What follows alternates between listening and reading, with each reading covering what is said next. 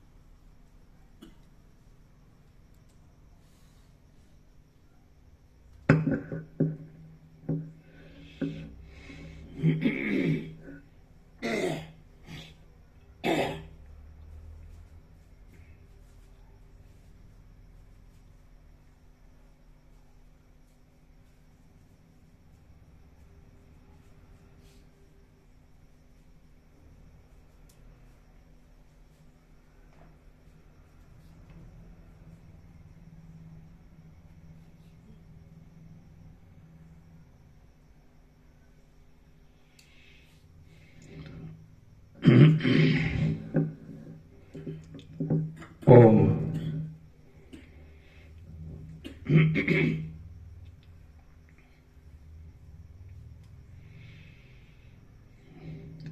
પરમ ચિદાકાશ, પરમ જ્યોતિ, અખંડ જ્યોતિ, મહાચિદાકાશ, સ્વયં પ્રકાશ, સંપૂર્ણ પ્રકાશ, પૂર્ણ બ્રહ્મ, અનંત તેજઘન, અનંત ચેતઘન, પરમાકાશ, કેવલ, અનંત, શુદ્ધ, તેજઘન, પરમાકાશ, અખિલાત્મા, પૂર્ણ બ્રહ્મ, પરમાત્મા, પરમ ચિદાકાશ, પરમ જ્યોતિ, અખંડ જ્યોતિ, અનંત, પૂર્ણ, પરમ ચિદાકાશ, परम शांति, स्वयं सिद्ध, स्वयं प्रकाश, स्वयं पूर्ण, स्वस्वरूप, यही सब कुछ है, इसके सिवा कुछ नहीं है। शून्यभास, अनंत कोटि, महाकल्पो है ही नहीं। महाचिदाकाश, स्वयं प्रकाश, संपूर्ण प्रकाश, महाचिदाकाश ज्योति, अनंत, अखंड, अभेद, महाचिदाकाश ज्योति, स्वसंवेद्य, सहज निर्विकल्प, महाचिदाकाश, परम कैवल्य, परम शांति, परम चिदाकाश, अनंत, पूर्ण, निरपेक्ष, सत, अनंत, संपूर्ण, अपरिज्ञ, निर्भ्रांत, निरपेक्ष, वशिष्ठराम। उत्पत्ति प्रकरण राउंड 41मो राउंड।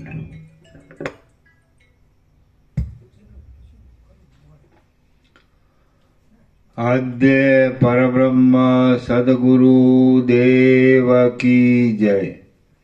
ओम श्री परमात्मने नमः।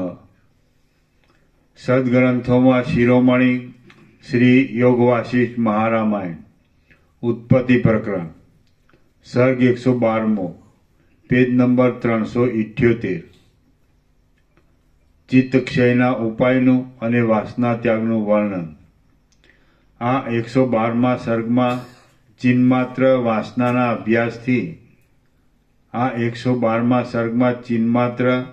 વાસનાના અભ્યાસથી તથા એક દ્રઢ નિશ્ચય થવાથી ચિત્તના ક્ષયનો ઉપાય તથા વાસનાનો ત્યાગ કહેવાશે।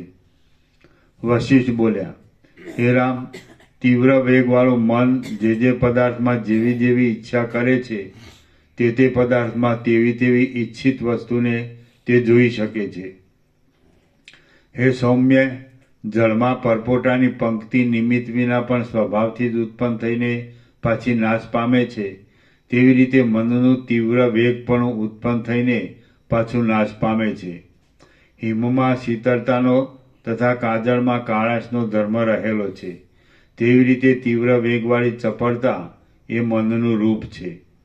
રામ બોલ્યા, હે બ્રહ્મન, મન અતિ ચપળ છે, તેના વેગનું તથા ચપળતાનું બળાત્કારથી કેમ નિવારણ થઈ શકે? વશિષ્ઠ બોલ્યા, ચંચળતા વિનાનું મન ક્યાંય જોવામાં આવતું નથી। ઉષ્ણતા જેમ અગ્નિનો ધર્મ છે, તેમ ચપળતા એ મનનો ધર્મ છે।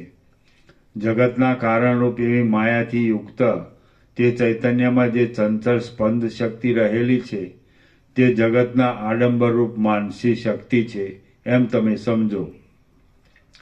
વાયુની સત્તા વિના સ્પંદ તથા અસ્પંદની સત્તા નથી, તેવી રીતે ચિત્તની સત્તા વિના ચંચળતારૂપી સ્પંદની સત્તા નથી। જે મન ચંચળતા વિનાનું છે તે મન મરેલું કહેવાય છે, અને તેને તપ અને શાસ્ત્રના સિદ્ધાંતરૂપ મોક્ષ કહે છે।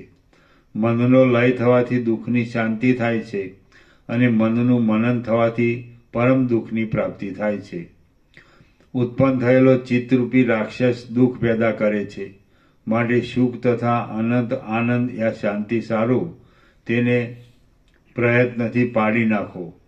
હે રામ, મનની ચંચળતા છે તેને જ વાસનારૂપી અવિદ્યા કહે છે, માટે તેનો વિચાર કરીને નાશ કરો। બાહ્ય વિષયના અનુસંધાનનો ત્યાગ કરવાથી જ્યારે અંતરમાં ચિત્તની સત્તાવાળી અવિદ્યારૂપી વાસનાનો લય થાય છે, ત્યારે પરમ કલ્યાણની પ્રાપ્તિ થાય છે। હે રામ, સત તથા અસત અને ચૈતન્ય તથા જડપણું એ બેના અનુસંધાનરૂપ મધ્ય ભાગને મન કહે છે। જડ વસ્તુના અનુસંધાનથી હણાયેલું મન જડપણાની વૃદ્ધિ વડે દ્રઢ અધ્યાસને લીધે જડપણાને પામે છે। તે જ વિવેકના અનુસંધાનથી ચૈતન્યના અંશથી તે મન દ્રઢ અભ્યાસને લીધે તે જ વિવેકના અનુસંધાનથી ચૈતન્યના અંશથી તે મન દ્રઢ અભ્યાસને લીધે ચૈતન્યપણાને પામે છે. પુરુષાર્થના પ્રયત્નથી મન જે વસ્તુમાં પડે છે તે વસ્તુને તે પામે છે અને અભ્યાસથી તે વસ્તુરૂપ મન થાય છે. માટે ફરીથી પુરુષાર્થનો આશ્રય કરીને ચિત્ત વડે ચિત્તને દબાવીને શોકરહિત પદનો આશ્રય કરીને અને શંકાનો ત્યાગ કરીને તમે સ્થિર થઈને રહો. હે રામ, ચૈતન્ય ભાવના વડે મનને મગ્ન કરો. એથી જ બળપૂર્વક તરી જવાય છે. એ જ એક ઉપાય છે, બીજો કોઈ ઉપાય નથી. હે રાઘવ, મનનો દ્રઢ નિગ્રહ કરવામાં ચૈતન્ય જ સમર્થ છે. કારણ કે જે રાજા નથી તે બીજા રાજાને કેમ શિક્ષા કરી શકે? સંસારરૂપી સાગરના વેગમાં તૃષ્ણારૂપી ધૂળ રહેલા છે અને તેના વેગમાં દૂર તણાઈ જતા મનુષ્યોને તરવા માટે પોતાનું મન એ જ વહાણરૂપ છે. મન વડે પરમ બંધનરૂપ મનરૂપી પાશને કાપી નાખીને જે મનુષ્ય પોતાના આત્માને મુક્ત કરતો નથી તેનો અન્ય ઉપાયથી મોક્ષ થતો નથી. સાંસારિક વિષયથી યુક્ત મનરૂપી જે વાસનાનો ઉદય થાય છે તેને વિદ્વાન માણસ ત્યાગ કરે છે અને તેથી અવિદ્યાનો ક્ષય થાય છે. માટે પ્રથમ ભાગના સમૂહની વાસનાનો ત્યાગ કરો. પ્રથમ ભોગના સમૂહની વાસનાનો ત્યાગ કરો, પછી ભેદની વાસનાનો ત્યાગ કરો, પછી ભાવ તથા અભાવની વાસનાનો ત્યાગ કરો અને એમ તમે નિર્વિકલ્પ સુખને સંપાદન કરો. ભાવના માત્રનું અભાવન, ભાવના ન થવાપણું એ જ વાસનાનો ક્ષય છે અને તેને જ મનનો તથા અવિદ્યાનો નાશ પણ કહે છે. સાંસારિક પદાર્થનું જ્ઞાન રાખવું તથા તેની ઈચ્છા કરવી તેના કરતાં તેનું જ્ઞાન ન રાખવું તથા ઈચ્છા ન કરવી એ વધારે સારું છે. કારણ કે ઈચ્છા કરવાથી દુઃખ ઉત્પન્ન થાય છે તથા ઈચ્છા ન કરવાથી સુખ ઉત્પન્ન થાય છે. એટલા માટે પ્રયત્ન વડે પ્રત્યેક પુરુષે ભાવનું અભાવન કરવું તથા વેદ્યનું એટલે સંસાર સંબંધી જ્ઞાનનું અવેદન અસંકલ્પ કરવું. હે રામ, તમારા મનને વિશે જે ઈચ્છિત રાગ રહેલો છે તે સર્વ અનર્થોના કારણભૂત છે એમ જાણીને તમે તેના અંકુરનો પણ ત્યાગ કરો. એટલે આત્માના અનુભવથી તૃપ્ત થયેલા તમે હર્ષ શોકને પ્રાપ્ત થશો નહીં. શ્રી યોગ વાસિષ્ઠ મહારામાયણમાં ઉત્પત્તિ પ્રકરણનો મુખરવેણ ઉપદેશાંગ કથન મુખરવેણ ઉપદેશ અંશ કથન નામનો સર્ગ 112મો સમાપ્ત. સર્ગ 113મો તત્વબોધનું વર્ણન.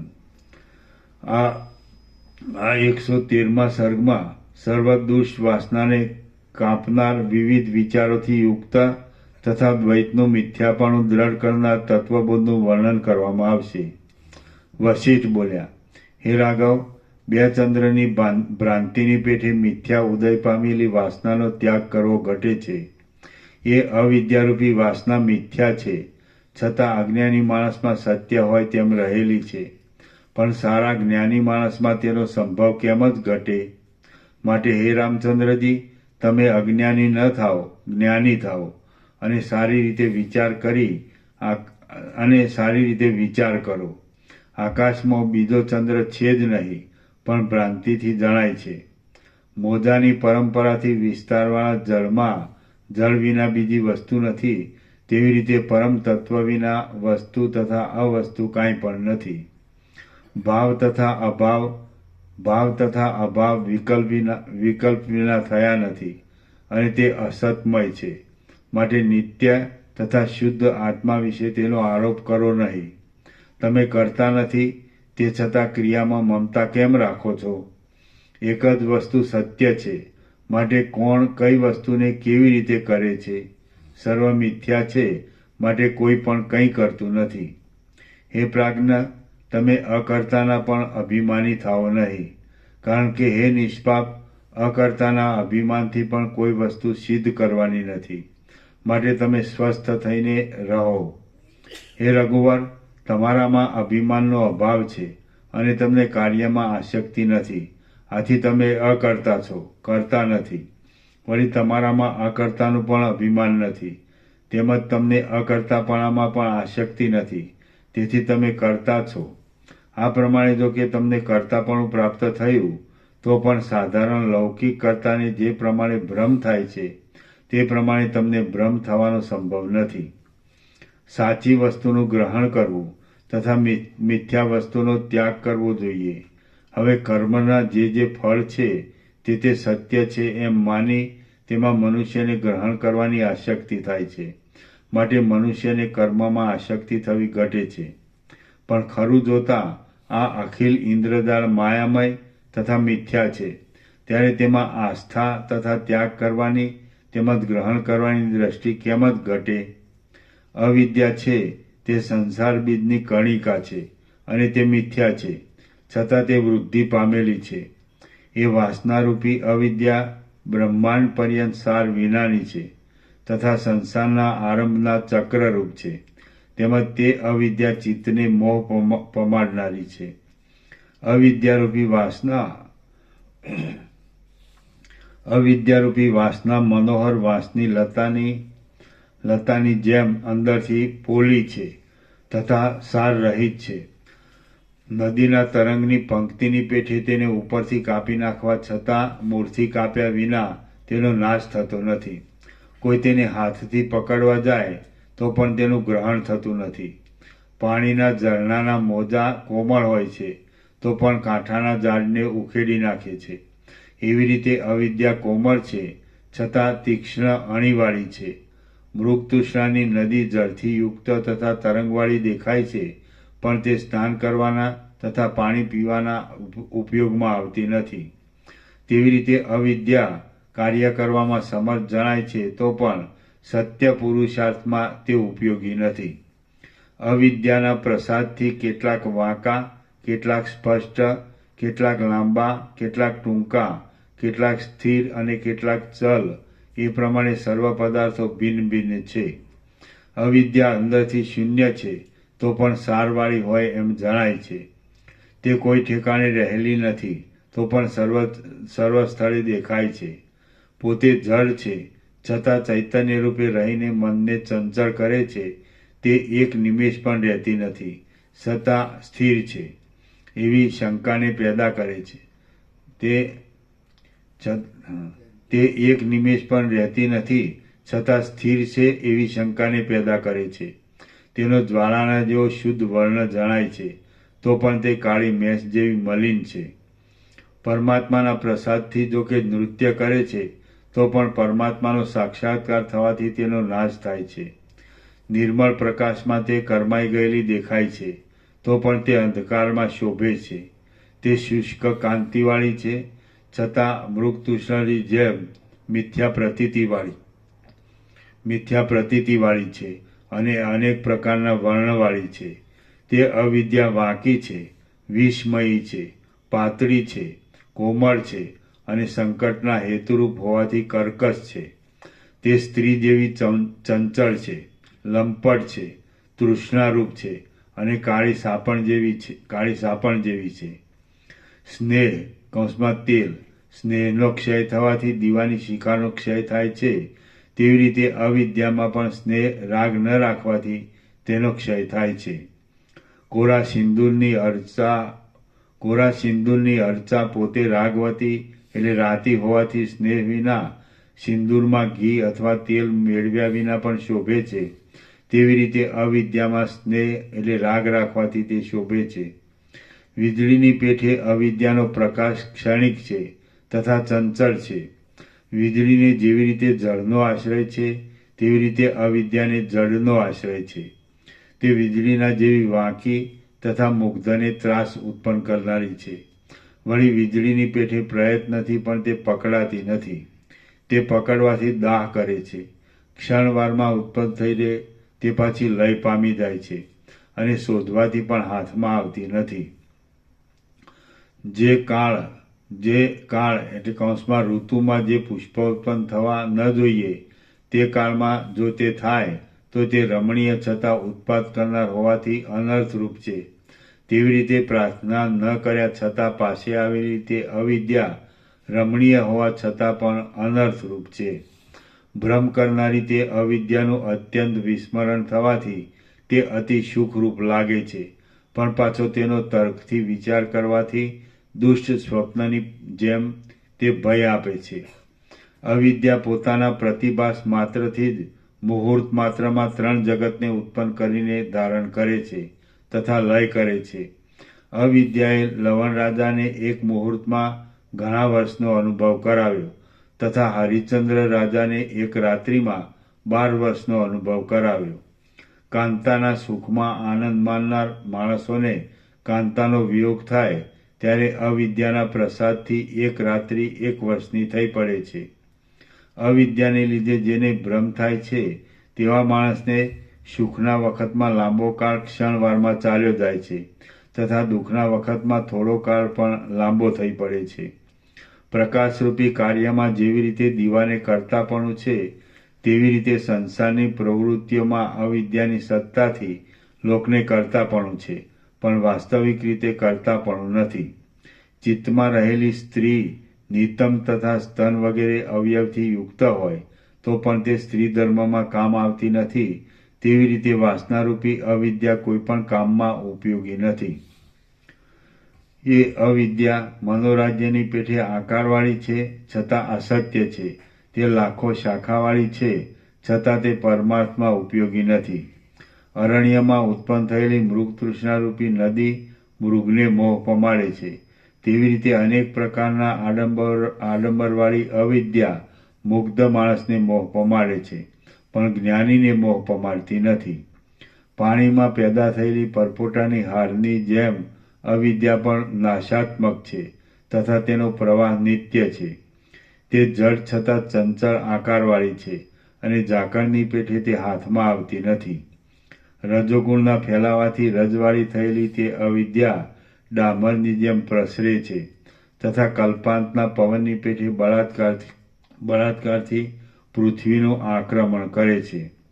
ધુમાડાની પંક્તિ અંગ ઉપર લાગવાથી દાહ તથા ખેદને પેદા કરે છે. પોતે અંદર રસ જળ રાખે છે અને જગતમાં ઘૂમી વળે છે, તેમ અવિદ્યા પણ દાહ તથા ખેદને પેદા કરે છે. પોતે અંદર રસ પરમાત્માને રાખે છે અને જગતમાં ઘૂમી વળે છે. ખડના સમૂહથી દોરડું જેમ દ્રઢ થાય છે તેમ નિસાર સંસારના સંસ્કારથી તે દ્રઢ થયેલી છે. જળથી નિર્માણ કરેલી મેઘની ધારાની પેઠે તે લાંબી ચાલે છે. તરંગની પંક્તિની જેમ કવિએ કલ્પના માત્રથી તેનું વર્ણન કરેલું છે તથા કાદવમાં ઉગેલી જળમય કમલીની જેમ ઘણા છિદ્રોવાળી છે, તેમ પાપમાં પેદા થયેલી જળમય અવિદ્યા પણ અનર્થરૂપ છે. તે વૃદ્ધિ પામતી હોય એમ માણસો જુએ છે, પણ વૃદ્ધિ પામતી નથી. ઝેરનો લાડુ પ્રથમ મધુર લાગે છે પણ પરિણામે દુઃખદાયી છે. તેવી રીતે અવિદ્યા ઉપરથી મધુર લાગે છે પણ અંતે અનર્થ કરનારી છે. દીવો હોલવાઈ ગયા પછી તેની શિખા ક્યાં ગઈ તેની જેમ ખબર પડતી નથી, તેમ તે ક્યાં જાય છે તેની ખબર પડતી નથી. ઝાકળની પેઠે તે આગળ દેખાય છે તો પણ તે હાથમાં આવતી નથી. વીંખાઈ ગયેલી ધૂળની મુઠ્ઠી જેમ અણુરૂપે જોવામાં આવે છે તેમ તે અણુરૂપ છે. આકાશમાં નિમિત્ત વિના પણ નીલિમા કાળાશ દેખાય છે, તેવી રીતે તે નિમિત્ત વિના પણ દેખાય છે. વહાણમાં બેસીને જનાર માણસને ઝાડનું ઠૂંઠું પણ હાલતું દેખાય છે અને મોહથી આકાશમાં 2 ચંદ્રમાં ઉત્પન્ન થાય છે, તેવી રીતે મોહથી ઉત્પન્ન થાય છે અને સ્વપ્નની પેઠે ભ્રમ ઉત્પન્ન કરે છે. જ્યાં સુધી આત્માના આવરણરૂપ અવિદ્યા અંતઃકરણમાં રહેલી છે ત્યાં સુધી સ્વપ્નની પેઠે દીર્ઘ સંસારની કલ્પના થયા કરે છે. સમુદ્રમાં અનેક પ્રકારના તરંગ ઉત્પન્ન થઈને પાછા નાશ પામે છે, તેવી રીતે અવિદ્યાને લીધે ચિત્તમાં ભ્રમ થવાથી વિચિત્ર વિભ્રમ ઉત્પન્ન થાય છે. અવિદ્યાની સત્તાથી મનોહર તથા સત્ય એવી વસ્તુ પણ અસત્ય લાગે છે, તથા અમનોહર અને અસત્ય એવી વસ્તુ પણ સત્ય લાગે છે. પારધીની જાળ પક્ષીને મોહ પમાડીને બંધન કરે છે, તેવી રીતે અવિદ્યા અનેક પ્રકારના પદાર્થથી મનને મોહ પમાડીને બંધન કરે છે.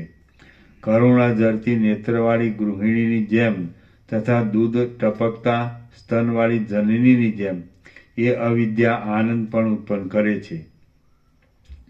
અમૃતથી આર્દ થયેલા અને અમી વર્ષાથી ત્રણેય જગતને તૃપ્ત કરનારા ચંદ્રના બિંબને પણ અવિદ્યા વિષરૂપ કરે છે. માણસને અંધ કરી નાખનાર આ અવિદ્યાના પ્રભાવથી અરણ્યમાં ઉગેલા ઝાડ જોકે કર્મેન્દ્રિયના વ્યાપારથી શૂન્ય લાગે છે, તો પણ તે ભૂતની પેઠે નૃત્ય કરતા હોય એવો સંભ્રમ થાય છે. વળી અવિદ્યાના પ્રસાદથી લાકડાનો કટકો તથા પથ્થરની ભીંત પણ સંધ્યા વગેરે સમયમાં સર્પ તથા અજગર જેવા જણાય છે. અવિદ્યા બે ચંદ્રના દેખાવની પેઠે એકમાં બે પણ ઉત્પન્ન કરે છે, અને સ્વપ્નમાં પોતાનું મરણ થાય છે તેની પેઠે તે દૂરની વસ્તુને પણ સમીપમાં લાવે છે. કાળ સંહાર કરનાર રુદ્ર કાળને પ્રલયની રાત્રિ જેમ ક્ષણરૂપ છે, તેમ અવિદ્યાના પ્રભાવથી લાંબો સમય પણ ક્ષણરૂપ જણાય છે. જેમ સ્ત્રીના વિરહવાળા માણસને એક ક્ષણ પણ વર્ષ સમાન થઈ પડે છે, તેમ અવિદ્યાને લીધે એક ક્ષણ પણ વર્ષ સમાન થઈ પડે છે. હે રામચંદ્રજી, એવું કાંઈ પણ નથી કે જે ઉદ્ધત થયેલી અવિદ્યાથી બની શકે નહીં. માટે તે અવિદ્યા સત્તા વગરની છતાં તેની કેટલી શક્તિ છે તે તમે જુઓ. તમે તે વિવેક બુદ્ધિ વડે વિષય બુદ્ધિનો નિરોધ કરો. એટલે પ્રવાહ રોકવાથી જેમ નદી સુકાઈ જાય છે, તેમ વિષય બુદ્ધિનો રોધ કરવાથી મનરૂપી જેવી અવિદ્યાનું શોષણ થઈ જાય છે. રામ બોલ્યા, અવિદ્યા વસ્તુતાથી છે જ નહીં, તુચ્છ છે અને મિથ્યા ભાવના કરવાવાળી છે. અહો, છતાં એણે જગતને આંધળું કર્યું છે. તે રૂપ આકાર તથા ચારુ ચેતનથી હીન છે અને અસત્ય છતાં અવિનાશીની છે. અહો, છતાં એણે જગતને આંધળું કર્યું છે. ઘુવડની આંખોની પેઠે તે પ્રકાશ આત્મપ્રકાશમાં નાશ પામે છે અને અંધકાર અજ્ઞાનમાં સ્ફુરે છે. અહો, છતાં તેણે જગતને આંધળું કર્યું છે. તે અવિદ્યા કુકર્મ કરનારી છે. પ્રકાશ એટલે આત્મપ્રકાશને સહન કરતી નથી અને દેહને પણ જાણતી નથી. અહો, છતાં એણે જગતને આંધળું કર્યું છે.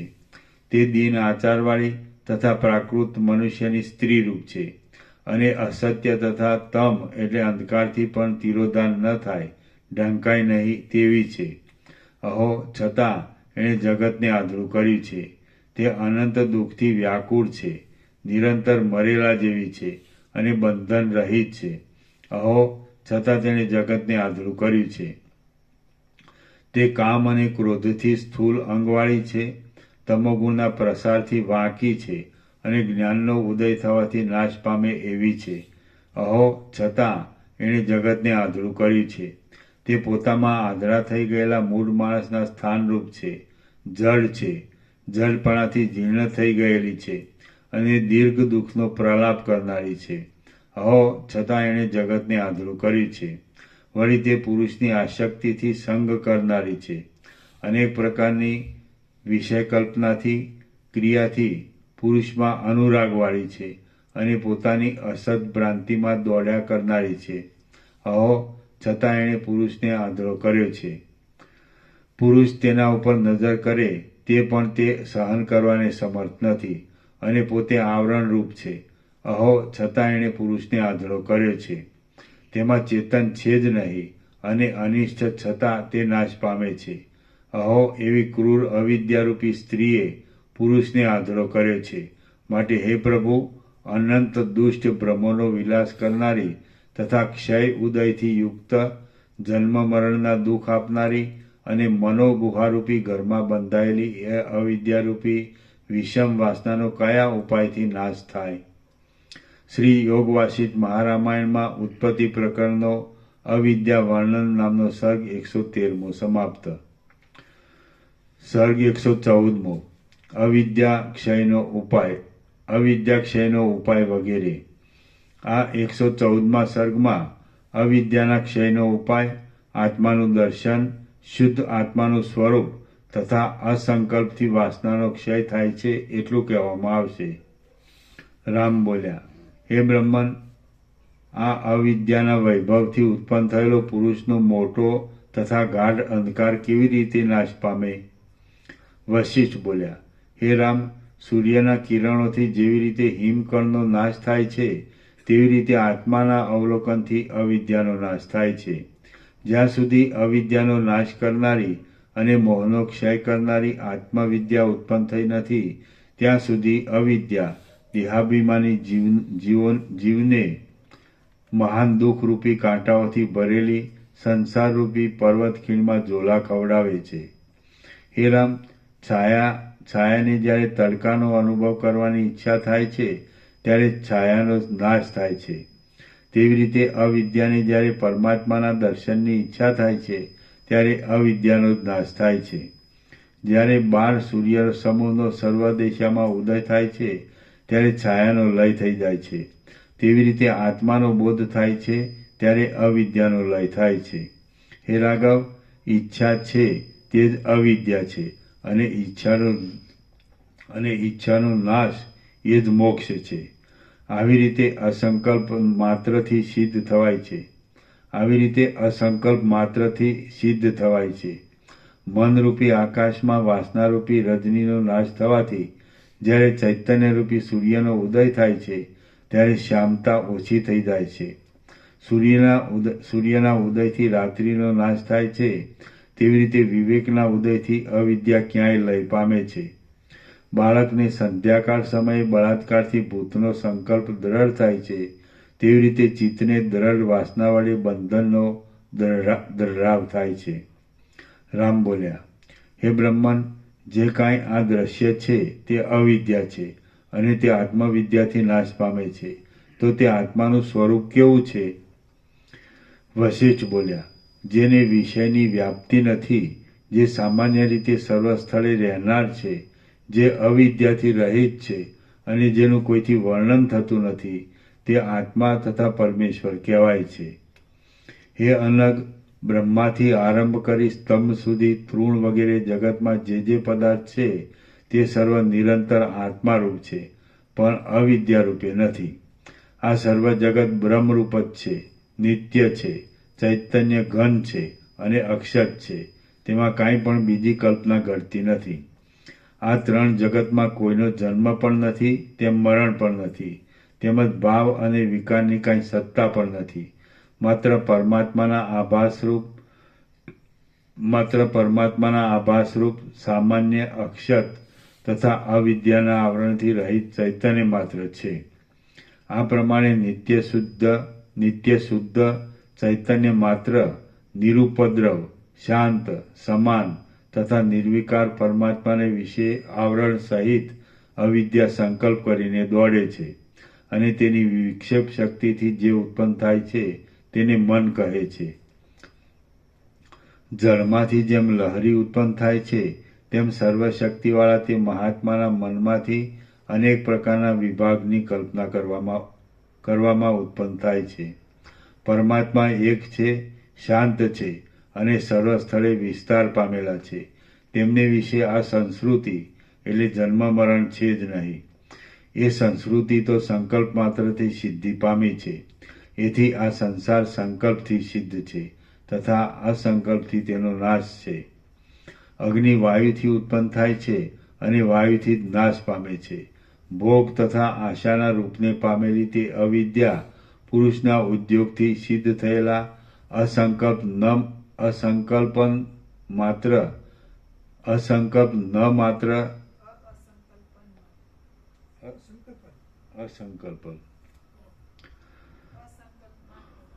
ભોગ તથા આશાના રૂપને પામેલી તે અવિદ્યા પુરુષના ઉદ્યોગથી સિદ્ધ થયેલા અસંકલ્પ માત્ર કાંઈ પણ કલ્પના ન કરવાપણાથી લય પામે છે.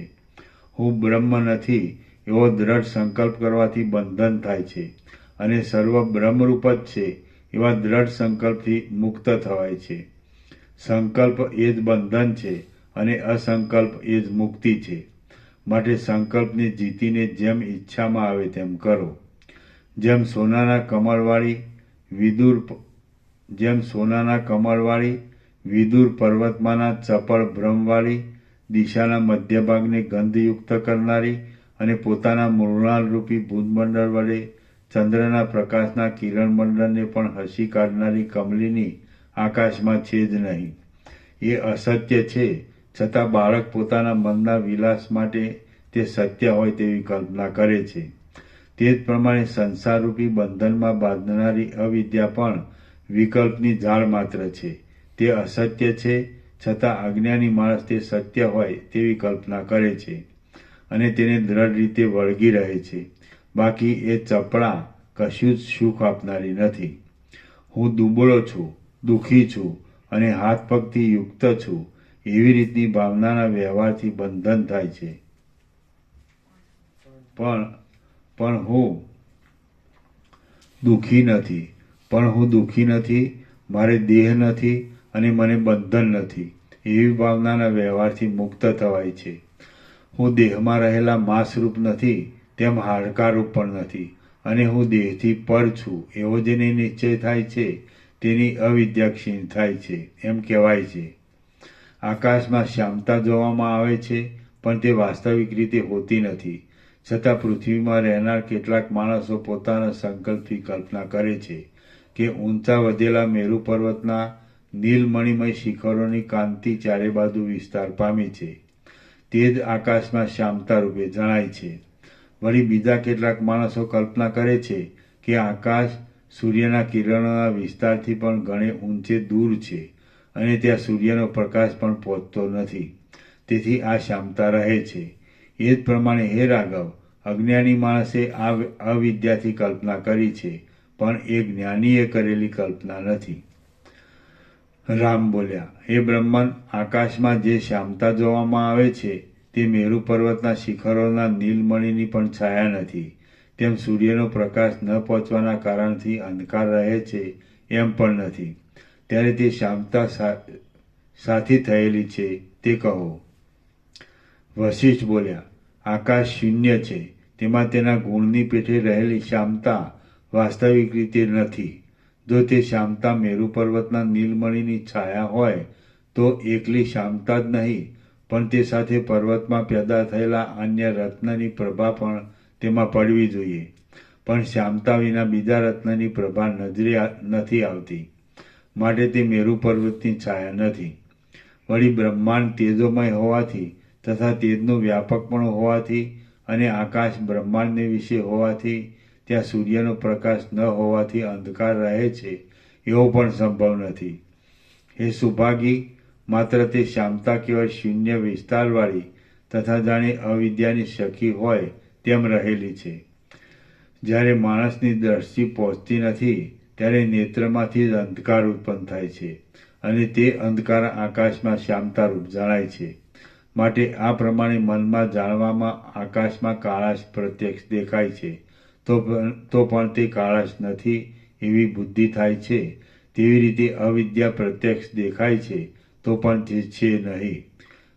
તે છે નહીં એમ વિવેકથી નિશ્ચય થાય છે.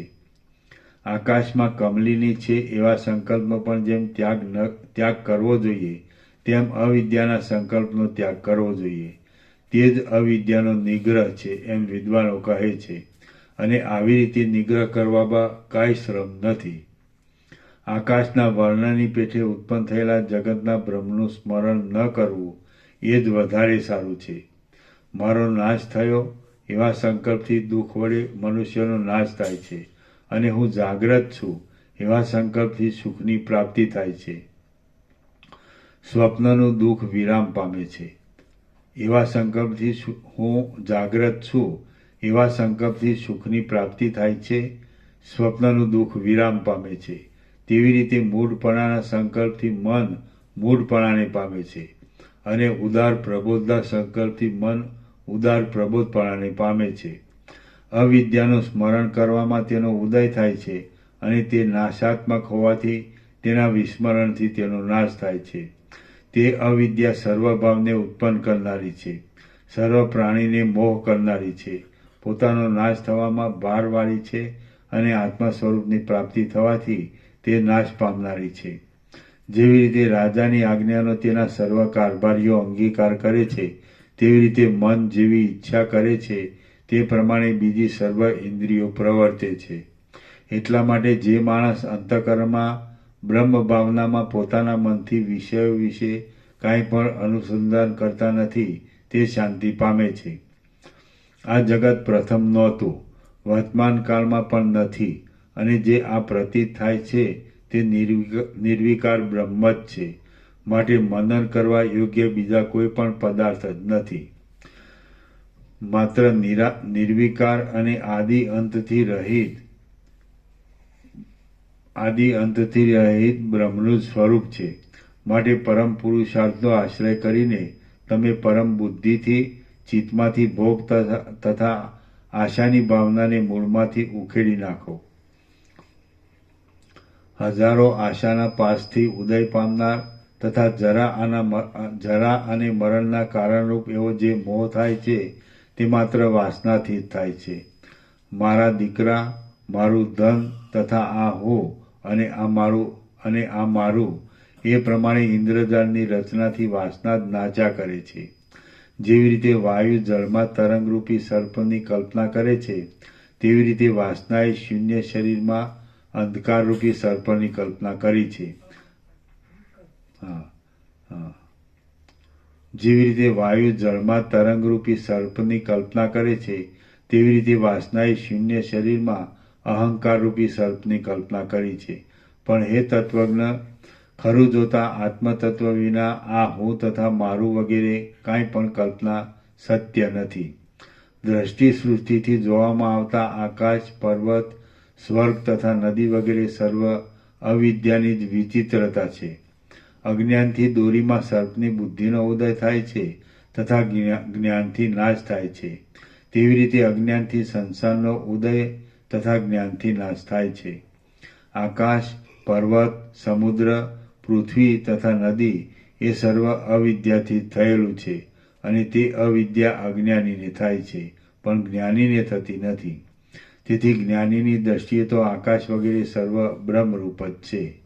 દોરી તથા સર્પમાં વ્યવહારિક તથા પ્રાતિભાષિક એમ બે જાતના વિકલ્પ અજ્ઞાની માણસે કલ્પેલા છે, પણ જ્ઞાની માણસ તો એક સ્વતઃ સિદ્ધ બ્રહ્મની દ્રષ્ટિ છે એમ નિર્ણય કરે છે. માટે તમે અજ્ઞાની ન થાઓ, જ્ઞાની થાઓ અને સંસારની વાસનાનો ત્યાગ કરો.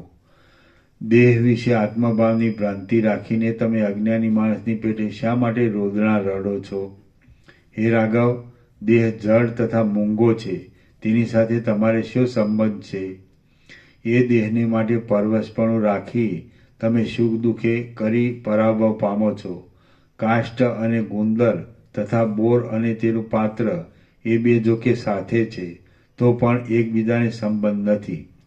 તેવી રીતે દેહ તથા દેહધારી એ બે જોકે એક જ જણાય છે તો પણ તે બંનેની એકતા નથી.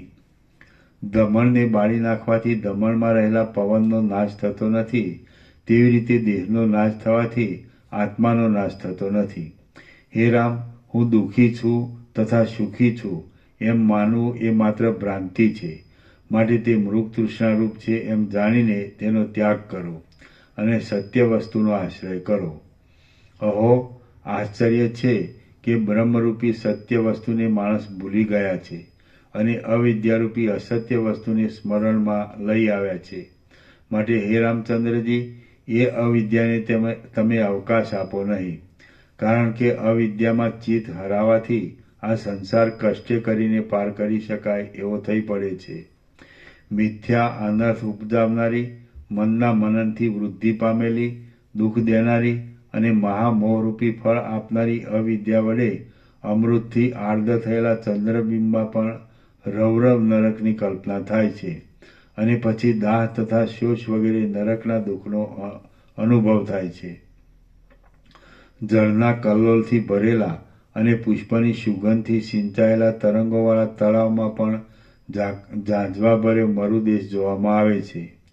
આકાશમાં નૂતન નગરનું નિર્માણ થાય છે તથા સ્વપ્ન આદિ અવસ્થામાં વિચિત્ર સુખદુઃખ આપનાર પડવા ચડવારૂપ ભય દેખાય છે. સંસારની વાસના જો માણસના મનમાં પૂરાઈને રહેતી ન હોય તો જાગ્રત તથા સ્વપ્નમાં દુઃખ માણસને શા માટે આપત્તિમાં નાખે? મિથ્યા જ્ઞાનની વૃદ્ધિ થવાથી સ્વપ્નરૂપ સંસારની ઉપવન ભૂમિમાં અનર્થરૂપ નરકની યાતના જોવામાં આવે છે. અવિદ્યામાં વિંધાયેલું ચિત્ત તો કમળતંતુમાં પણ એક ક્ષણમાં અખિલ સંસાર સાગરના અનર્થના ભ્રમને જુએ છે.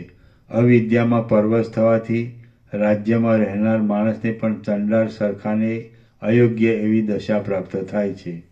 એટલા માટે હે રામચંદ્રજી, સર્વદ્વૈતના આકારને રંજન કરનાર તથા સંસારના બંધનરૂપ એવી વાસનાનો ત્યાગ કરીને તમે સ્ફટિક મણિની પેટે સ્વચ્છ થઈને રહો. સ્ફટિક મણિ જેમ વિચિત્ર પ્રતિબિંબનું ગ્રહણ કરે છે તો પણ તે તેમાં આસક્ત નથી, તેમ તમે પણ સર્વ કાર્યમાં રહેવા છતાં રાગથી વિરક્ત રહો. અત્યંત આનંદરૂપ બ્રહ્મ સ્વરૂપને જાણનાર તત્વવેત્તાના સમાજમાં જશો ત્યાં વારંવાર વિચાર કરીને બ્રહ્મભાવનો દ્રઢ નિશ્ચય કરશો અને તેથી પ્રકાશ પામનારી તથા નિરંતર સારા આચરણવાળી ઉત્તમ બુદ્ધિથી તમે વ્યવહાર કરશો તો તમે પ્રાકૃત જન્મ મરણરૂપ વિભ્રમનો વિરામ પામશો અને અનુપમ પદ પામશો. શ્રી યોગ વાસિષ્ઠ મહારામાયણમાં ઉત્પત્તિ પ્રકરણનો યથાકથિત દોષ પરિહાર ઉપદેશ નામનો સર્ગ 114 સમાપ્ત. સર્ગ 115. લવણ રાજાને પડેલી આપત્તિનું કારણ. આ 115મા સર્ગમાં રામચંદ્રજીને બોધ થવાથી આશ્ચર્ય થયું. તેથી માયા, તેના નાશની સ્થિતિ તથા લવણ રાજાની આપત્તિનું કારણ પૂછ્યું. તેનો વશિષ્ઠ ઋષિએ ઉત્તર આપ્યો એટલું કહેવાશે. વાલ્મીકી બોલ્યા, મહાત્મા વશિષ્ઠ ભગવાને એ પ્રમાણે કહ્યું ત્યારે કમલ નયન રામ જાણે વિકસેલા કમળની જેમ પ્રસન્ન થઈને શોભવા લાગ્યા. અંધકારનો નાશ થયા પછી સૂર્યના દર્શનથી જેવી રીતે કમળ શોભવા લાગે તેવી રીતે પ્રકાશિત અંતઃકરણવાળા તથા સમાધાનથી સંતોષ પામેલા રામચંદ્રજી સંપૂર્ણ શોભવા લાગ્યા. બોધથી થયેલા વિસ્મયને લીધે ઉત્પન્ન થયેલા મનોહર હાસ્યથી શ્વેત મુખવાળા રામચંદ્રજી દાંતના કિરણોવાળી અમૃતના જેવી શુદ્ધ વાણીથી નીચે પ્રમાણે બોલ્યા. રામ બોલ્યા, અહો, આશ્ચર્ય છે કે કમળમાંથી ઉત્પન્ન થયેલા તંતુ વડે પર્વતનું બંધન થાય છે. અવિદ્યાનો અત્યંત અભાવ છે, છતાં સર્વ જગત તેનાથી વશ થઈ ગયું છે. અવિદ્યા વડે અસત છતાં સતની પેઠે રહેલું આ સંસારનું દુઃખ પોતે તૃણ સમાન છે, છતાં પણ વજ્રના જેવું જણાય છે. ત્રિભુવનના આંગણામાં નદીના પ્રવાહની પેઠે રહેલી અને સંસારના મૂળ કારણભૂત એવી માયાનું સ્વરૂપ તમે મને બોધ થવા માટે અનુગ્રહ કરીને કહો. બીજું, લવણ રાજાને ચંડાળ અવસ્થાનું દુઃખ ભોગવવું પડ્યું તેનું શું કારણ? એ મારા મનમાં મોટો સંદેહ છે, તે તમે દૂર કરો. હે બ્રહ્મન, દેહ તથા દેહધારી એ બંને પરસ્પર સાથે જ રહેલા છે. તે બેમાંથી શુભ તથા અશુભ કર્મફળનો મુખ્ય ભોગતા કોણ છે? તે દુઃખદાયી ચંચળ આરંભ લવણ રાજાને તે ભારે આપત્તિ આપીને ક્યાં ગયો? વળી તે ઇન્દ્રજાળ કરનાર માણસ કોણ હતો? વશિષ્ઠ બોલ્યા, કાષ્ઠ તથા ભીંતની ઉપમા જેવો આ દેહ વાસ્તવિક રીતે છે નહીં, પણ સ્વપ્નની પેઠે ચિત્ત વડે કલ્પેલો છે. જીવપણાને પામેલા તથા ચિદાભાસના તાદાત્મ્યપણાને પામેલા ચિત્તને જ વાદળાના બચ્ચા જેવા ચંચળ સંસારનો આડંબર જાણવો.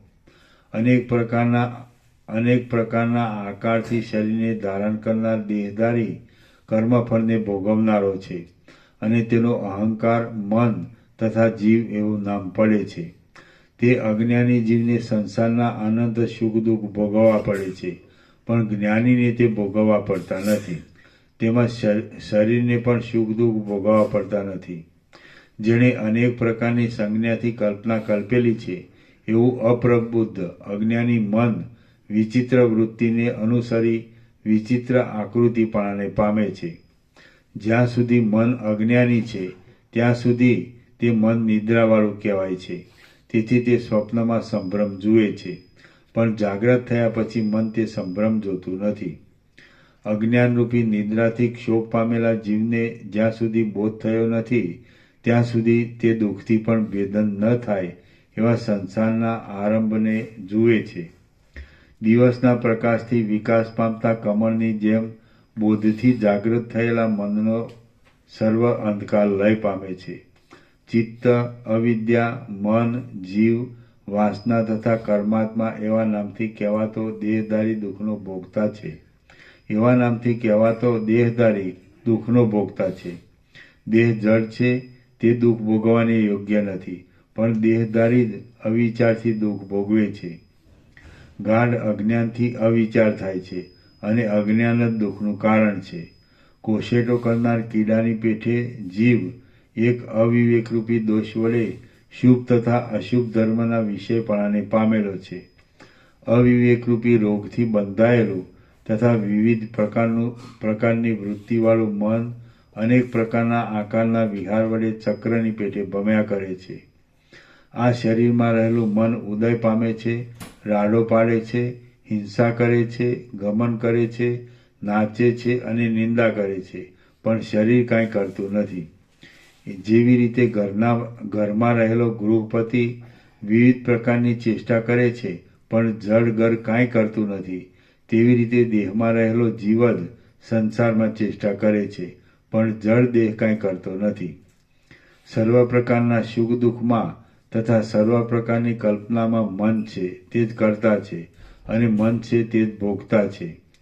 એ પ્રમાણે માનવ માત્ર મનથી થયેલું છે. એ પ્રમાણે માનવ માત્ર મનથી થયેલું છે એમ તમે સમજો. લવણ રાજાને મનના ભ્રમથી ચંડાળપણું કેવી રીતે પ્રાપ્ત થયું તે વિશે તમને હું ઉત્તમ વૃત્તાંત કહું છું, તે તમે સાંભળો. હે રામ, મન છે તે જ શુભ તથા અશુભ કર્મ ફળ ભોગવનાર છે. એ વિશે તમને બોધ થાય તેવી રીતે હું તમને કહું છું, તે તમે સાંભળો. હે નિષ્પાપ, લવણ રાજા હરિશ્ચંદ્ર રાજાના કુળમાં ઉત્પન્ન થયા હતા. એક દિવસ એકાંતમાં બેઠા બેઠા તેમણે પોતાના મનમાં વિચાર કર્યો કે મારા દાદાએ મોટો રાજસુ યજ્ઞ કર્યો હતો અને હું પણ તેમના જ કુળમાં જન્મેલો છું, માટે હું પણ માનસિક યજ્ઞ કરું.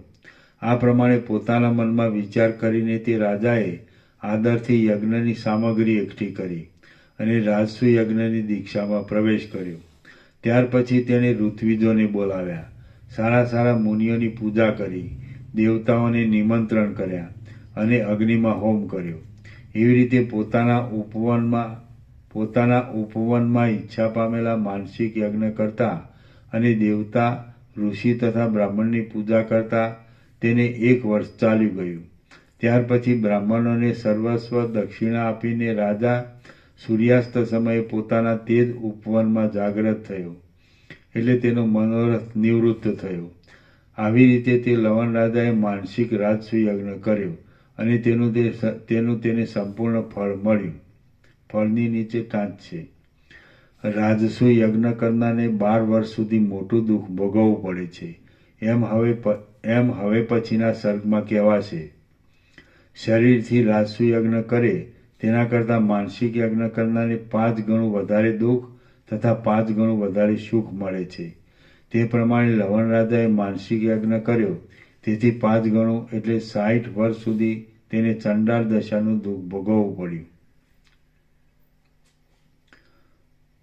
એટલા માટે મન છે તે જ સુખ દુઃખને ભોગવનાર છે એમ તમે સમજો. માટે હે રામચંદ્રજી, તે મનને સત્ય અને પવિત્ર ઉપાયમાં જોડો. આ મનરૂપી પુરુષ જો કાળ વગેરે પરિચ્છેદથી રહિત એવા આત્માનું અવલંબન કરીને રહે છે તો સંપૂર્ણ થાય છે, પણ જો તે નાશાત્મક દેહમાં પ્રતિષ્ઠા પામીને રહે છે તો નાશ પામે છે. માટે જો મનમાં હું દેહ છું એવો નિશ્ચય હોય તો તેનો ત્યાગ કરો.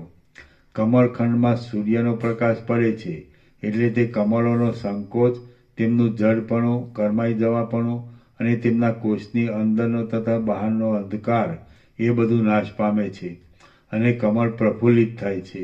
તે જ પ્રમાણે સાર તથા અસાર વિવેકવાળા ચિત્તને જ્ઞાન થાય છે. એટલે એકાંતમાં જ બ્રહ્મબુદ્ધિવાળા માણસને સંસારના દુઃખનો મૂળ સહિત નાશ થઈ જાય છે. શ્રી યોગ વાસિષ્ઠ મહારામાયણમાં ઉત્પત્તિ પ્રકરણનો સાધક જન્મ અવતાર નામનો સર્ગ 115મો સમાપ્ત. સર્ગ 116મો યોગ ભૂમિકા કહેવાનો આરંભ. આ 116મા સર્ગમાં પૂર્વના સર્ગમાં રામચંદ્રજીએ પ્રશ્ન પૂછેલો છે તેમાંથી ચોથા પ્રશ્નનું સમાધાન કર્યું તથા ઉપોદ્ઘાત સહિત વશિષ્ઠ ઋષિએ યોગ ભૂમિકા કહેવાનો આરંભ કર્યો એટલું કહેવાશે. રામ બોલ્યા, હે બ્રહ્મન, રાવણ રાજાને ઇન્દ્રજાળ કરનારની માયામાં ચંડાળ દશાનું દુઃખ ભોગવવું પડ્યું. તે રાજસુ યજ્ઞના નિમિત્તનું ફળ મળ્યું એમ તમે કહ્યું, તો તેમાં શું પ્રમાણ છે? વશિષ્ઠ બોલ્યા, જ્યારે ઇન્દ્રજાળ કરનાર માણસ લવણ રાજાની સભામાં આવ્યો ત્યારે તે સભામાં હું હાજર હતો, તેથી મેં તે પ્રત્યક્ષ જોયું છે. લવણ રાજા જાગ્રત થઈને પોતે અનુભવ કરેલી ચાંડાળ દશાનું વર્ણન કરી રહ્યો. ત્યાર પછી તે ઇન્દ્રજાળ કરનાર માણસ ચાલ્યો ગયો. એટલે સર્વ સભાસદોએ તથા લવણ રાજાએ મને પૂછ્યું કે આ ઇન્દ્રજાળ કરનાર ચાલ્યો ગયો અને મારે ચંડાળ દશાનો અનુભવ કરવો પડ્યો, તેનું શું કારણ? હે રામ, તેમણે આ પ્રમાણે પૂછ્યું એટલે મેં સમાધિથી વિચાર કરી યોગ બળથી સઘળું નજરે જોઈને એ ઇન્દ્રજાળના સંબંધમાં જે ઉત્તર આપ્યો તે હું તમને કહું છું, તમે તે સાંભળો. રાજસુ યજ્ઞ કરનાર માણસને 12 વર્ષ સુધી આપત્તિ ભોગવવી પડે છે અને તેમાં અનેક પ્રકારની વ્યથા રહેલી છે.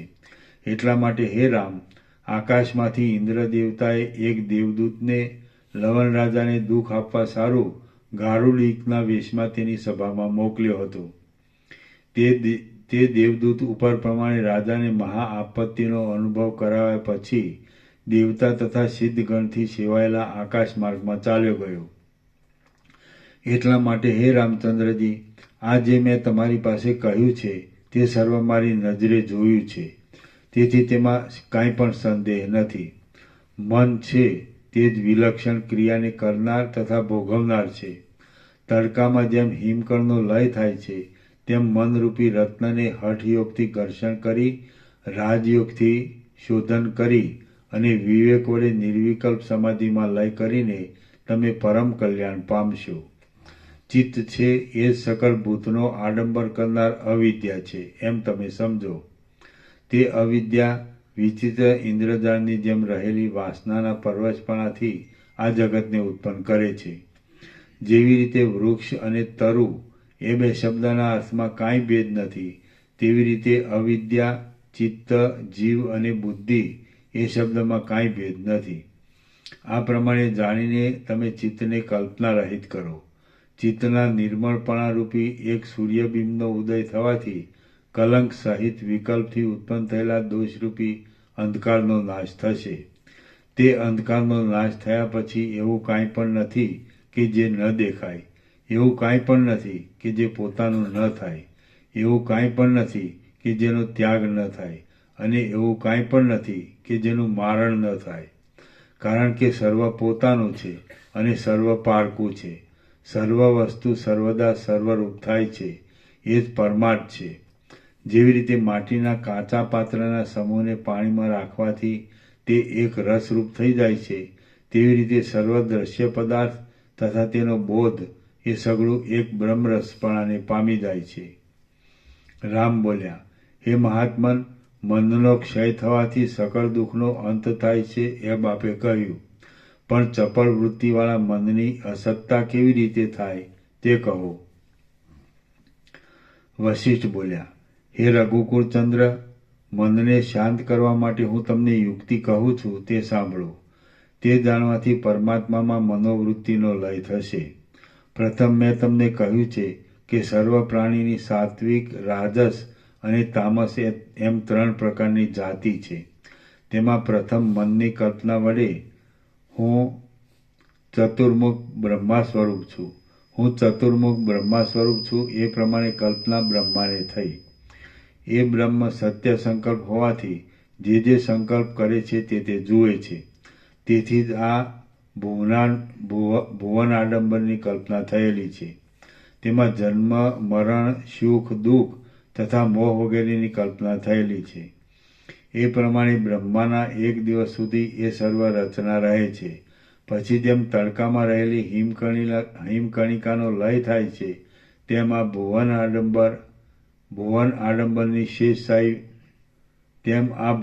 આડંબરની શેષશાહી વિષ્ણુને વિશે લય થઈ જાય છે.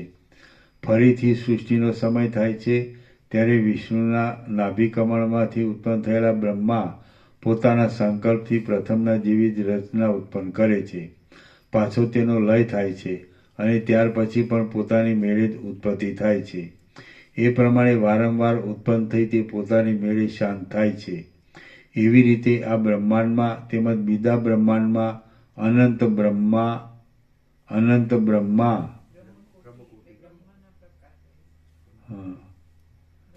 એવી રીતે આ બ્રહ્માંડમાં તેમજ બીજા બ્રહ્માંડમાં અનંત બ્રહ્મકોટી બ્રહ્માના પ્રકારે રહેલી છે. તેમજ બીજા બ્રહ્માંડમાં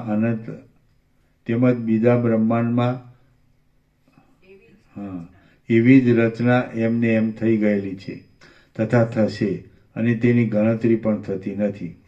ઉપર પ્રમાણે રહેલી કલ્પનામાં ઈશ્વરની પાસેથી આવેલો જીવ કેવી રીતે જીવે છે તથા મુક્ત થાય છે એ સાંભળો. પ્રથમ ઉત્પન્ન થયેલી બ્રહ્માની મનશક્તિ પાસે રહેલા આકાશની શક્તિનો આધાર લે છે. આકાશમાં રહેલા પવનને અનુસરે છે અને કંઈક ચલનરૂપ ઘાટા સંકલ્પ પામે છે. ત્યાર પછી તે શબ્દ, સ્પર્શ, રૂપ, રસ અને ગંધ એ તન્માત્રા સહિત પૃથ્વી, જળ, તેજ, વાયુ અને આકાશ એ 5 મહાભૂતપાળાને પામે છે. ત્યાર પછી એ મન, બુદ્ધિ, અહંકાર અને ચિત્ત ઇત્યાદિ નામથી જીવોપાધિથી સ્થૂળ પ્રકૃતિ રૂપ થાય અને આકાશ, પવન તથા તેજના રૂપના સંકલ્પથી ક્રમપૂર્વક હિમ રૂપે થાય છે. ત્યાર પછી તે શાળ વગેરે ઔષધિમાં પ્રવેશ કરીને પ્રાણીના ગર્ભપાળાને પામે છે. ત્યાર પછી જન્મ થાય છે અને તે પુરુષ થાય છે. પોતાનો જન્મ થાય ત્યારથી એટલે બાલ્યાવસ્થામાંથી જ એ પુરુષ વિદ્યા ગ્રહણ કરવું તથા ગુરુને અનુસરીને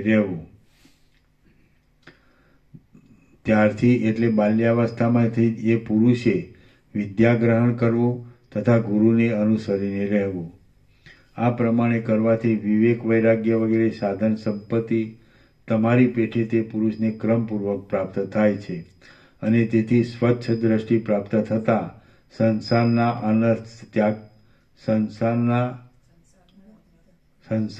અનર્થ ત્યાગ કરવા યોગ્ય છે.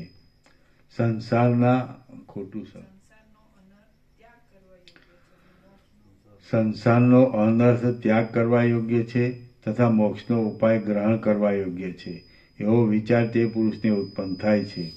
એ પ્રમાણે વિવેકવાળો તથા નિર્મળ સત્વગુણરૂપ હું ઉત્તમ બ્રાહ્મણો વગેરેની જાતિમાં છું એવા અભિમાનવાળા અધિકારી પુરુષને ક્રમપૂર્વક ચિત્તને પ્રકાશ કરનારી એવી 7 યોગ ભૂમિકા ઉત્પન્ન થાય છે. શ્રી યોગ વાસિષ્ઠ મહારામાયણમાં ઉત્પત્તિ પ્રકરણનો સાધક જન્માવતાર નામનો સર્ગ 116મો સમાપ્ત. સર્ગ 117મો 7 પ્રકારની અજ્ઞાન ભૂમિકાઓનું વર્ણન.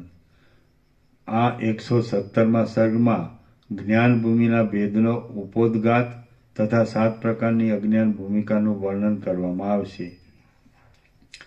રામ બોલ્યા, હે ભગવાન, હે સર્વોત્તમ તત્વજ્ઞાની, સિદ્ધિ આપનારી 7 યોગ ભૂમિકા કેવી છે તે તમે વરે સંક્ષેપથી કહો.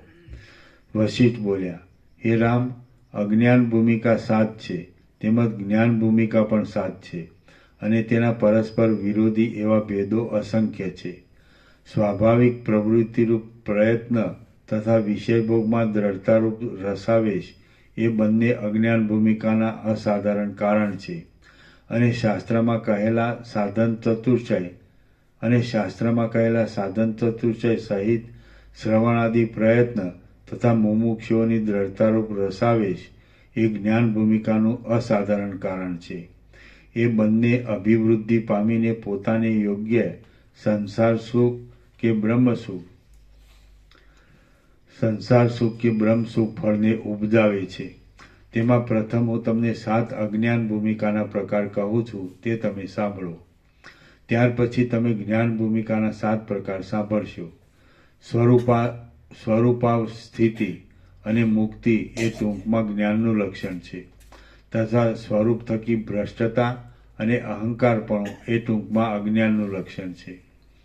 શુદ્ધ સન્માત્રનું જ્ઞાન થવાથી જે માણસ પોતાના સ્વરૂપથી ચલાયમાન થતો નથી, તેને રાગદ્વેષનો ઉદય ન થવાથી અજ્ઞપણું થવાનો સંભવ નથી. સ્વરૂપથી ભ્રષ્ટ થવાને લીધે અનાત્મ પદાર્થમાં આત્માનું જે તાદાત્મ્ય થાય છે, એના જેવો બીજો મોહ થયો નથી અને થશે પણ નહીં.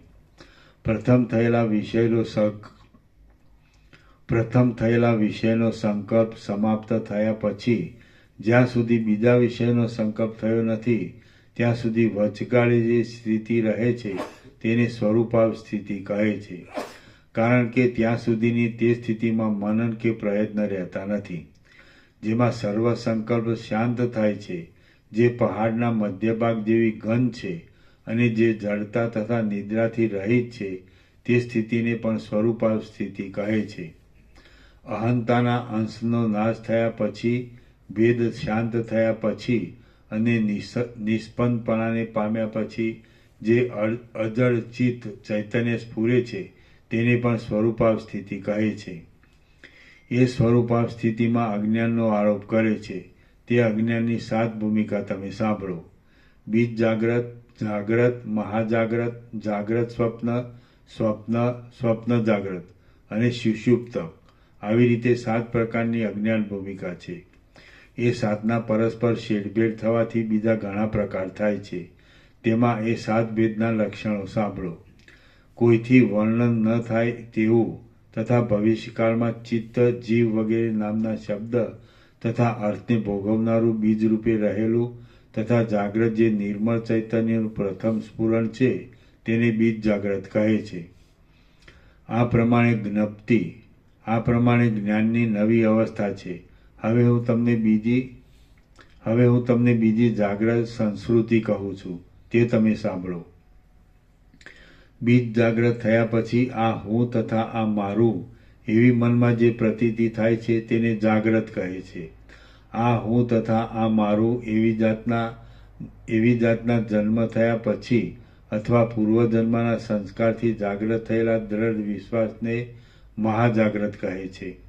અભ્યાસથી દ્રઢ થયેલું અથવા દ્રઢ ન થયેલું, અભ્યાસથી દ્રઢ થયેલું તથા અથવા દ્રઢ ન થયેલું જાગ્રત અવસ્થાનું જે મનોરાજ્ય છે, તેને જાગ્રત સ્વપ્ન કહે છે. આકાશમાં 2 ચંદ્રની પ્રતીતિ, છીપમાં રૂપાની ભ્રાંતિ અને તડકામાં મૃગ તૃષ્ણિકા વગેરે ભેદથી જાગ્રત દશામાં અભ્યાસથી અનેક પ્રકારના સ્વપ્ન થાય છે. થોડીક વાર સુધી મેં આ પ્રમાણે જોયું, પણ તે ખરું નથી.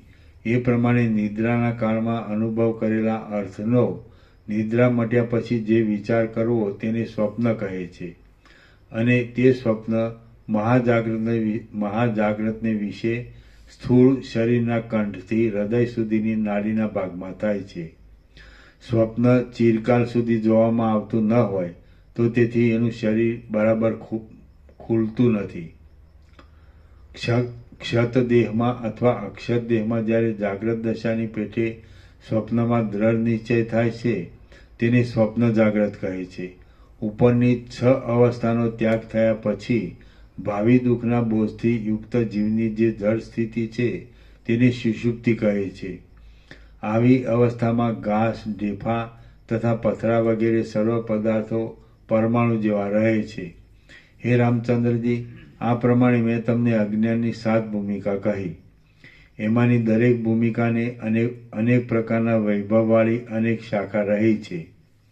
જો જાગ્રત સ્વપ્નની દશા ઘણીવાર સુધી રૂઢ થાય તો તે દશા જાગ્રત અવસ્થામાં મળી જાય છે. જાગ્રતપણાને પામેલી જાગ્રત સ્વપ્ન દશામાં અનેક પ્રકારના પદાર્થના ભેદ વડે મહાજાગ્રત દશાના જેવી સ્થિતિ વિકાસ પામે છે. જેવી રીતે વહાણ જળની અંદર રહેલી ઘૂમરીમાં ભમ્યા કરે છે, તેવી રીતે ઉપરની મહાજાગ્રત દશામાં પણ માણસ એક જાતના મોહમાંથી બીજા મોહમાં ભમ્યા કરે છે. એ પ્રમાણે કેટલીક સંસ્કૃતિ સ્વપ્નની પેઠે રહેલી છે, કેટલીક જાગ્રતપણે રહેલી છે, કેટલીક સ્વપ્ન જાગ્રતપણે રહેલી છે તથા કેટલીક જાગ્રત સ્વપ્ન રૂપે રહેલી છે. આ પ્રમાણે મેં તમને 7 અજ્ઞાન ભૂમિકાઓ કહી. તે અનેક પ્રકારના વિકારને લીધે તથા જગતની અંદરના ભેદને લીધે અવશ્ય ત્યાગ કરવા યોગ્ય છે. મનોહર વિચાર કરી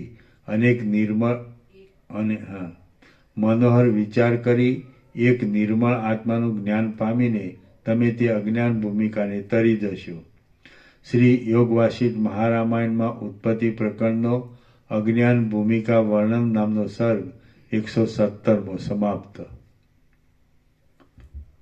સર્ગ 118મો 7 પ્રકારની જ્ઞાન ભૂમિકાઓનું વર્ણન. આ 118મા સર્ગમાં 7 પ્રકારની જ્ઞાન ભૂમિકાનું તથા મોક્ષ સુધીમાં તેના લક્ષણનું વર્ણન કરવામાં આવશે. વશિષ્ઠ બોલ્યા, હે અનગ, હવે હું તમને જ્ઞાનની 7 ભૂમિકા કહું છું, તમે તે સાંભળો. એ 7 ભૂમિકાનું જ્ઞાન થયા પછી તમે ફરીથી મોહરૂપી કાદવમાં ડૂબશો નહીં. કેટલાક મતવાદીઓ યોગ ભૂમિકાના ઘણા પ્રકાર કહે છે, પણ હવે પછી હું તમને કહેવાનો છું તે જ શુભ ફળ આપનારી 7 ભૂમિકા મને માન્ય છે. અવબોધને જ્ઞાન કહે છે અને તે જ્ઞાન 7 ભૂમિકાનું છે. જ્ઞેયને મુક્તિ કહે છે અને તે 7 ભૂમિકાથી પર છે. સત્ય, અવબોધ અને મોક્ષ એ 2 શબ્દનો એક જ અર્થ છે અને જે જીવને સત્ય અવબોધ થયો છે તેને ફરીથી જન્મ મરણ થતા નથી. પહેલી જ્ઞાન ભૂમિકાને શુભેચ્છા, બીજીને વિચારણા, ત્રીજીને તનુમાનસા, ચોથીને સત્વાપત્તિ, પાંચમીને અસંગ શક્તિ, છઠ્ઠીને પદાર્થ ભાવિની અને 7મીને તુર્યગા એવું નામ આપ્યું છે. એ 7 ભૂમિકાને અંતે મુક્તિ રહેલી છે અને તેમાં ફરીથી શોચ થતો નથી. એ 7 ભૂમિકાની અંતે મુક્તિ રહેલી છે અને તેમાં ફરીથી શોક કરવો પડતો નથી. હવે તમે ઉપરની જ્ઞાનની 7 ભૂમિકાનું વર્ણન સાંભળો. હું મૂઢ કેમ બેઠો છું? શાસ્ત્ર તથા સજ્જનના સમાગમે કરી હું વિચાર કરું. એ પ્રમાણે વૈરાગ્યપૂર્વક ઈચ્છા થવી તેને પંડિતો શુભેચ્છા કહે છે. શાસ્ત્ર તથા સજ્જનના સમાગમ વડે વૈરાગ્ય તથા અભ્યાસપૂર્વક સદાચારમાં જે પ્રવૃત્તિ કરવી તેને વિચારણા કહે છે. વિચારણા તથા શુભેચ્છાએ કરીને સૂક્ષ્મપણું થાય અને તેથી ઇન્દ્રિયોના અર્થને વિશે અનાસક્તિ થાય તેને તનુમાનસા કહે છે. ઉપરની 3 ભૂમિકાના અભ્યાસથી બહારના વિષયને વિશે ચિત્તમાં વૈરાગ્ય થાય અને તેથી શુદ્ધ તથા સત્ય આત્મામાં જે સ્થિતિ થાય તેને સત્વાપત્તિ કહે છે. ઉપરની 4 દશાના અભ્યાસથી અસંગ સંગરૂપી ફળ થાય છે. એના નીચે ટાંચ છે. સમાધિને લીધે ચિત્તને અંદરના તથા બહારના આકારનું જ્ઞાન ન રહે એવી જાતનું ફળ થવું તેને અસંગ કહે છે. ઉપરની 4 દશાના અભ્યાસથી અસંગરૂપી ફળ થાય છે અને તેને ચિત્તમાં પરમાનંદ તથા નિત્ય અપરોક્ષ એવા બ્રહ્માત્મ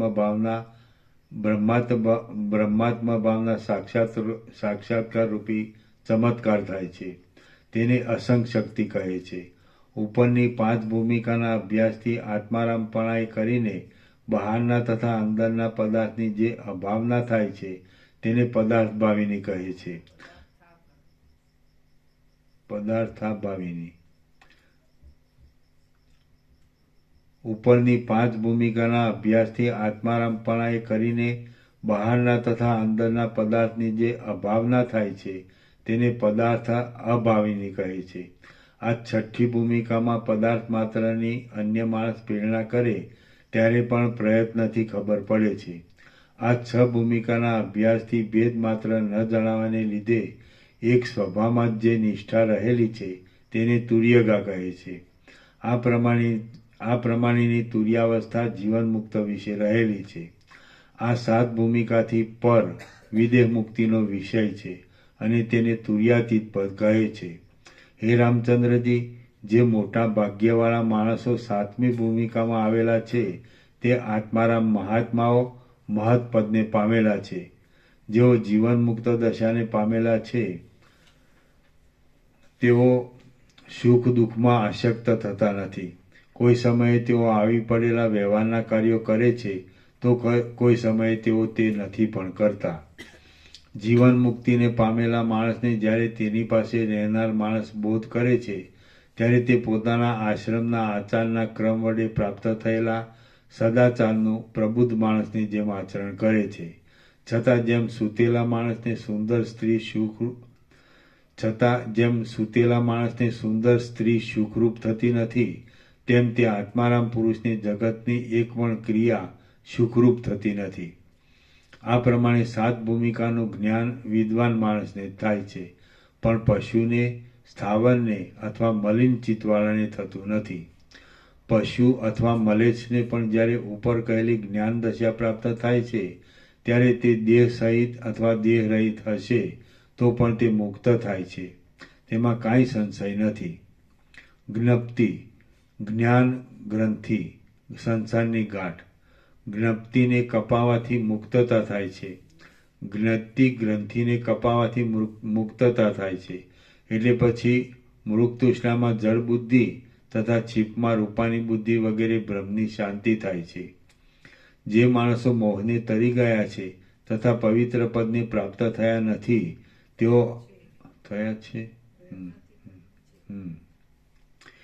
જે માણસો મોહને તરી ગયા છે તથા પવિત્ર પદને પ્રાપ્ત થયા છે તેઓ આ જ્ઞાન ભૂમિકામાં આત્મલાભને પરાયણ રહેલા છે.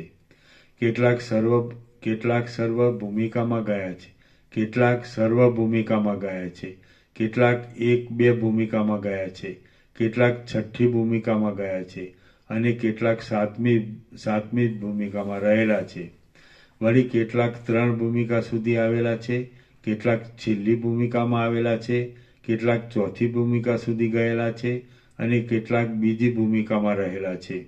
કેટલાક ભૂમિકાના અંશને ભોગવનાર છે, કેટલાક 3.5 ભૂમિકાને પહોંચેલા છે, કેટલાક 4.5 ભૂમિકા સુધી ગયા છે અને કેટલાક 6.5 ભૂમિકા સુધી આવેલા છે.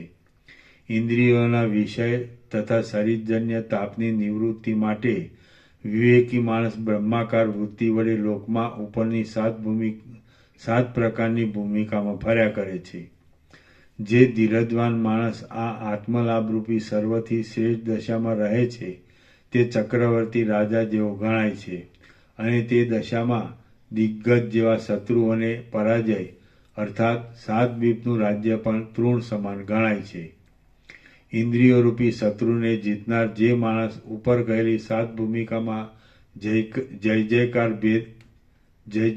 ભેદ રહે છે તે મહાત્મા વંદન કરવા યોગ્ય છે.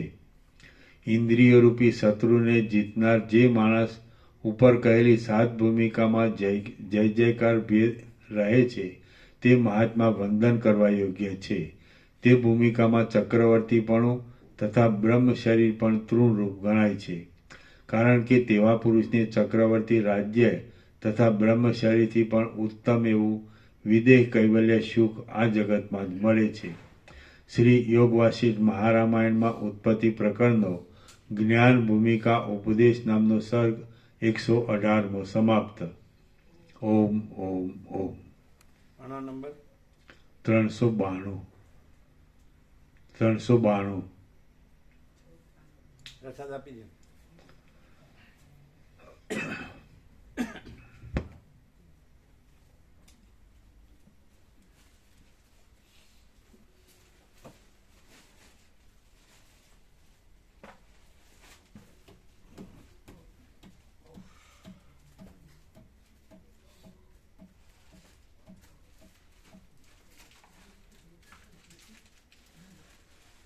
એટલે પ્રિન્ટિંગ મિસ્ટેક છે કે વાંચવામાં ફેર પડે છે? Printing mistake. અને આજે અમે સુધાર્યા પણ 2-4 પાના વધારે મૂક્યા એટલે એટલા બાકી હતા. આમાં બાકી રહી ગયું એમાં સુધારેલું આ નવું હોય ને એટલે થોડું પ્રિન્ટિંગ થઈ જાય. પ્રિન્ટિંગ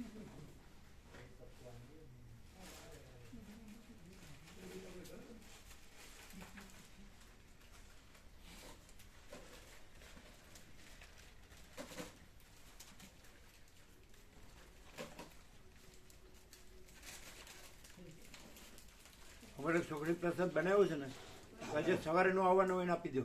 હા. ચાલો.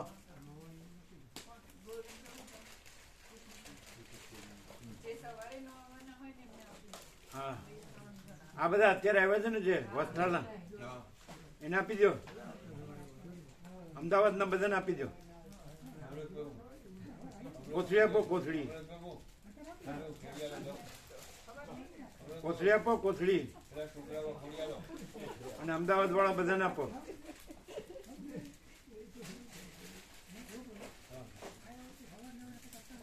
કારણ કે સવારે ન આવી શકે અથવા સવારે જવાના હોય નહીં આપી દો.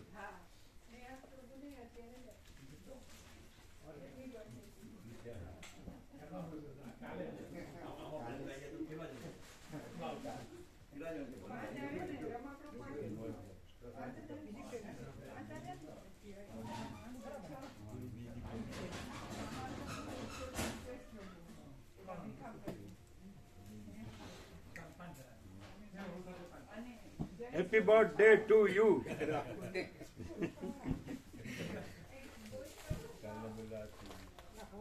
બ્રહ્મ કૃપા હિ કેવલ માનંદ મંગલ. ઓમ ઓમ ઓમ.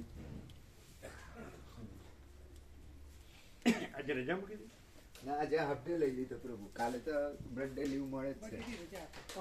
કંપનીમાં રજા મળે છે. બર્થડે લીવ મળે છે. હા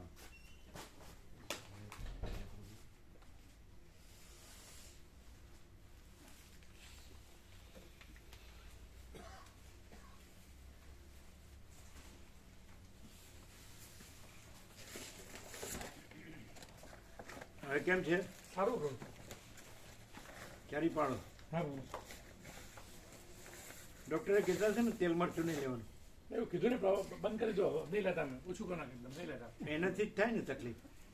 ડોક્ટર ના પાડે નહીં ને ડોક્ટરનો ધંધો બંધ થઈ જાય. શું કે છે? ડોક્ટર ના પાડે એમ. ડોક્ટર આવું કે એમનો ધંધો બંધ થઈ જાય. એના ખરી વાત નથી. તેલ મરચાની તકલીફ છે.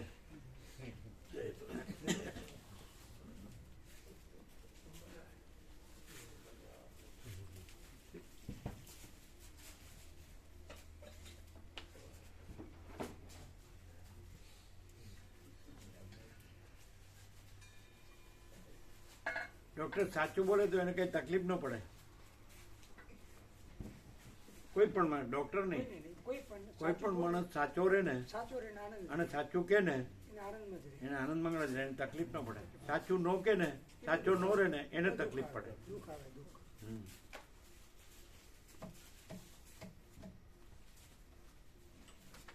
સાચું નો ગમે એ વયો જાય.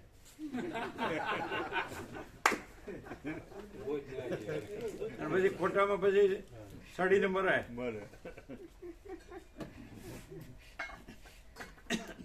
એટલે લાવો ને કેમ કોથળી આપો ને.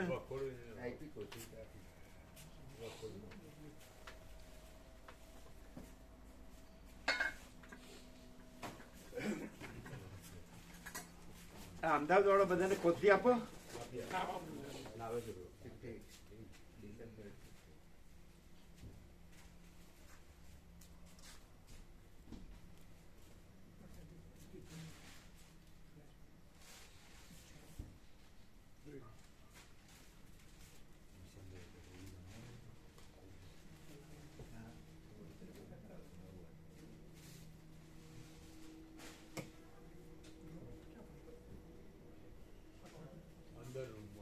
કેટલા પીસ બનાવ્યો? કેટલા હેલા? 36. 36. 6 અમને 6 એટલે 36. નાના કશું નહીં. ચિંતા કરશો તમે ચિંતા ના કરો.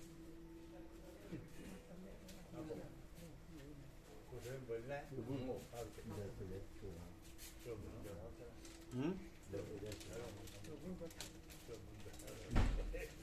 આપો એનામાં તો કીધું.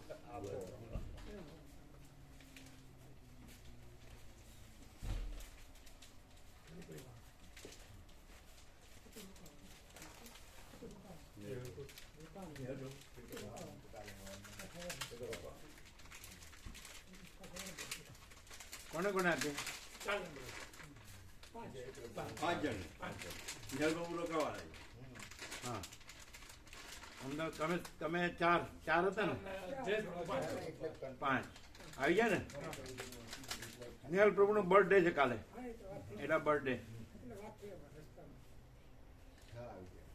એટલે એ તો ત્યાં બધાને કહેશો ને કે સુખડી મળે એટલે સવારે આવશે.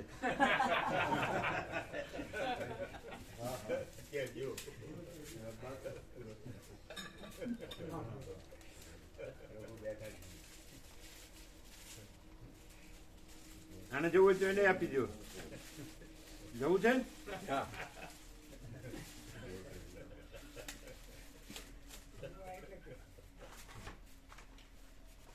પ્રભુ હતો પ્રભુએ જય પ્રભુ કહેવાય.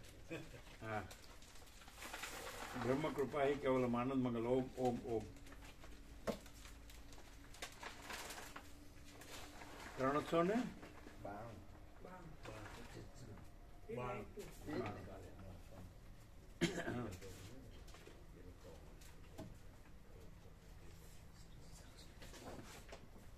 થઈ ગયું? તમે છો કે જવાના છો? કાલ છું, પરમજી જાઉં છું. કાલ તો છો ને? એટલે સવારે સુખડી મળશે.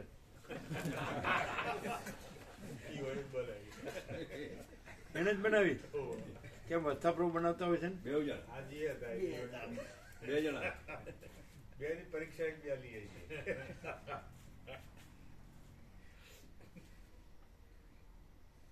પેલા સેવા આપી તમે?